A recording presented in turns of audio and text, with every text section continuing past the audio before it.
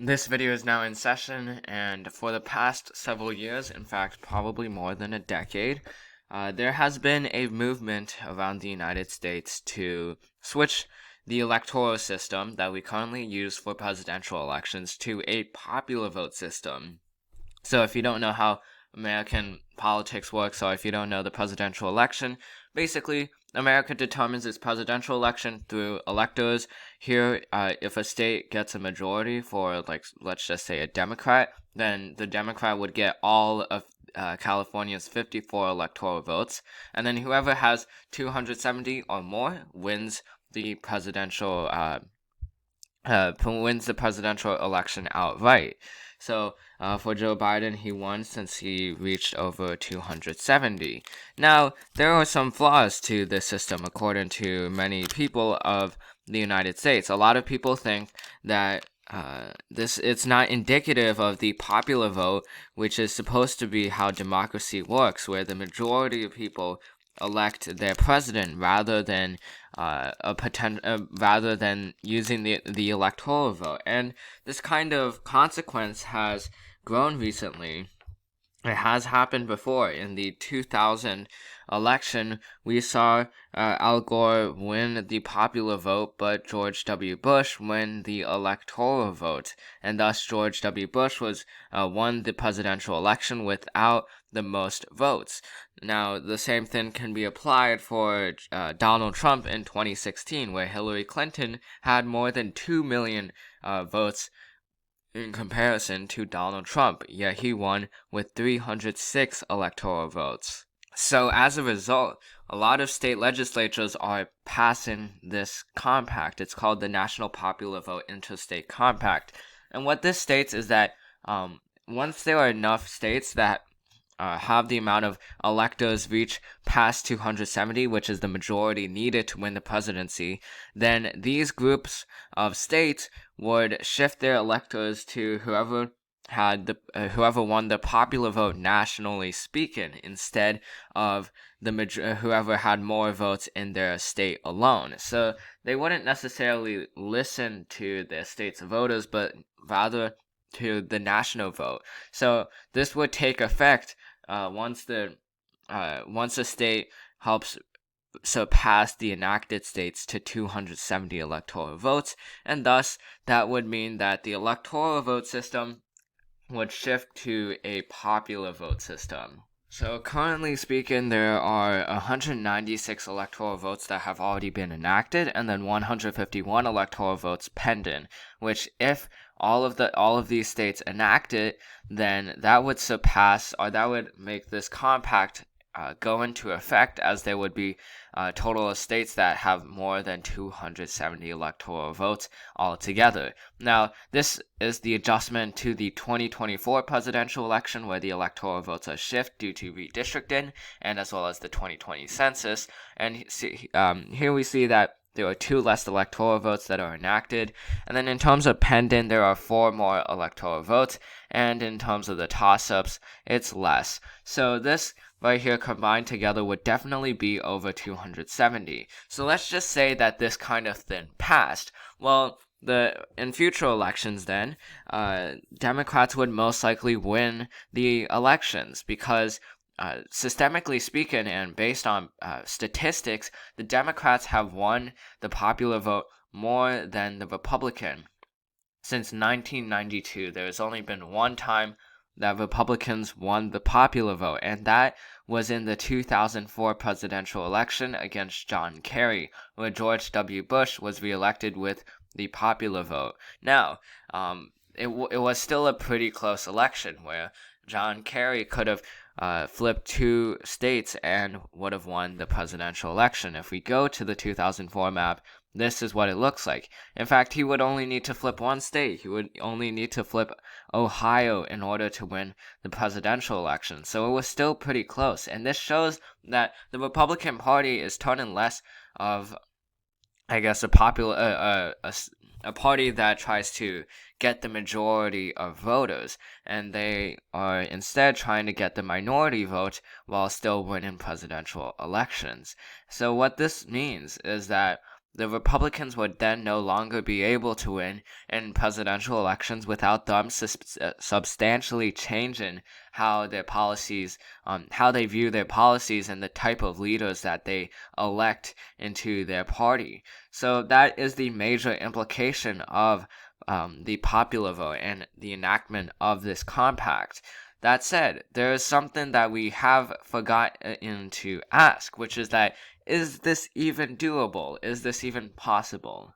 There are two main barriers to getting this compact passed. The first then is getting enough states to surpass 270 electoral votes. The second then is that Democrats and these states have to make sure that this goes through the courts without any trouble. So we'll talk about actually passing this first. If all of the pending states pass the compact, then that's good for this compact. It would get it passed and it would be enacted, officially speaking, in the next presidential election. That said, many Republicans would not want to pass this kind of compact, and if you look at the pending states, most of them have trifecta by the Republican state legislatures, and even in a state that has a Democratic governor and Democratic majority in one of the state legislature's chambers, they still cannot pass it, because as long as there's a Republican in one of the chambers of the state legislature, then there is no way that Democrats will be able to pass this compact, just because this kind of compact goes against Republicans and how they win elections. So as a result, how would Democrats be able to pass this? This requires a lot of political maneuvering and long-term growth for Democrats. There's a bill being enacted by Maine that would pass this compact, and they will most likely get it passed because they have a Democratic trifecta in all three parts of government.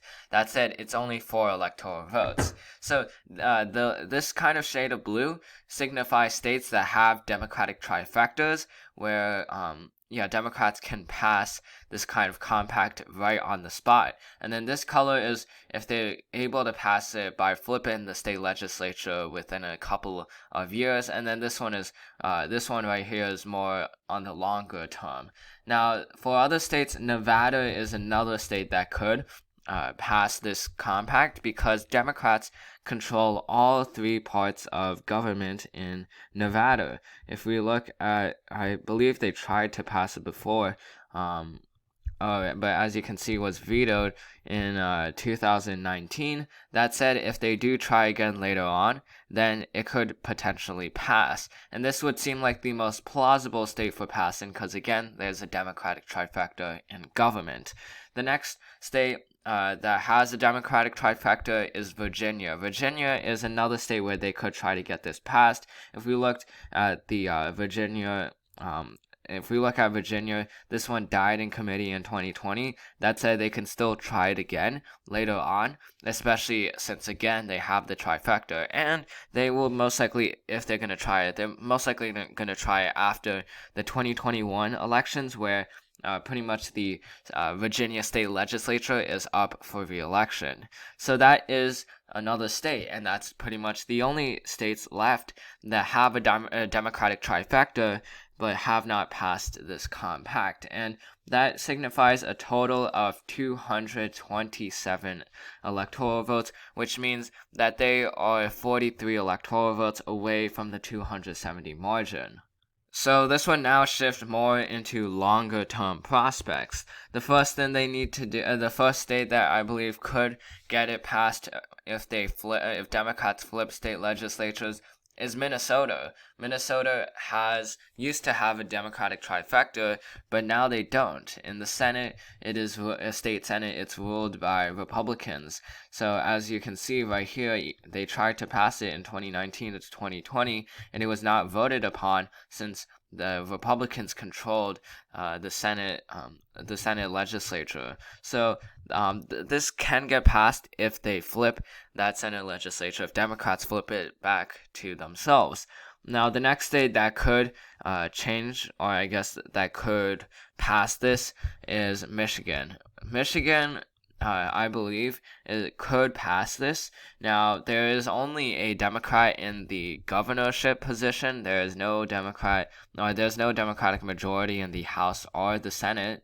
The thing is, though, Democrats are not that far off from getting a majority in Michigan. They only need to flip 3 seats here with these 2 vacant seats and then this 1 Republican seat. And then here they only need to flip, I believe, 3 seats. So if they flip 3 seats, then it would be an exact tie. Now, obviously, it would be better if they had 4 seats, but that's still a majority with the Michigan governor being a Democrat and the president of the Senate, a lieutenant governor, being also a Democrat. So that is another state Democrats could use, and from there they are very close to getting the majority, to getting 270 electoral votes. There's only 29 more electoral votes to go.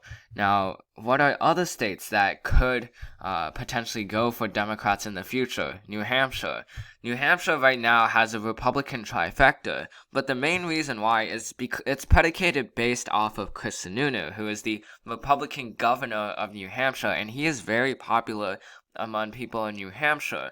So as a result, a lot of people in New Hampshire elected Republicans to the state legislature and gave them a majority, gave them a trifecta. But once Chris Sununu gets out of office, then New Hampshire is much likely to be much more competitive and potentially go back to a Democratic trifecta like it used to be before Chris Sununu successfully ran for governor. And there we go. We have 51 electoral votes in terms of potential pass. There's one final state between the short to long term that could go for Democrats and thus would allow them to pass a compact in another state, and that would be the state of Arizona. Right now, Republicans have a trifecta, but it's very narrow. Here, Democrats really only need 1 more seat if they win the 2022 midterm governor's elections that are happening in Arizona. That said, they would most likely be easily able to flip 2 seats so that it would favor them. And then in the Arizona Senate, they also really only need 2 more seats in order to get the majority, and thus that would be beneficial for Democrats and would get them a potential pass. From here on, though, it starts to get harder for Democrats. The next kind of state that they could target is North Carolina, and that's really the only state they need to target in order to get past 270 electoral votes. Now, this most likely will not happen for another 8 to 10 years, so it's something that Democrats won't really be able to anticipate in the next several years. But that may be good for Democrats because this will get challenged by the court by Republicans and would almost definitely go to the Supreme Court. Now, in order for Democrats to get this pass through the Supreme Court, they would have to have justices that favor them. And currently, the textualists who favor Republicans have a 6-3 majority against the future constitutionalists who side with democratic values, and thus it would take a few decades for the Democrats to flip some of those seats in the Supreme Court back to the future constitutionalist state. So they would have to flip at least 3 in order to get a majority, in order to get a 6-3 majority, but they would need to flip 2 in order to get a 5-4 majority. And to do that, they would most likely have to wait for Justice Thomas to retire, for Justice Alito to retire, and potentially Chief Justice Roberts to retire. Now, these retirements will most likely not come for a long time, at least 1.5 decades, just because none of them are really that old yet. So, it's not a good. It's this kind of, I guess, compact is a very long-term thing for Democrats. And in terms of you and your vote, if you are an American, you don't have to really worry about this or figure out if you're against or for this kind of compact for the next several years. So that's the end of this video. I hope you enjoyed it. This video is now adjourned, and I'll see you in the next one.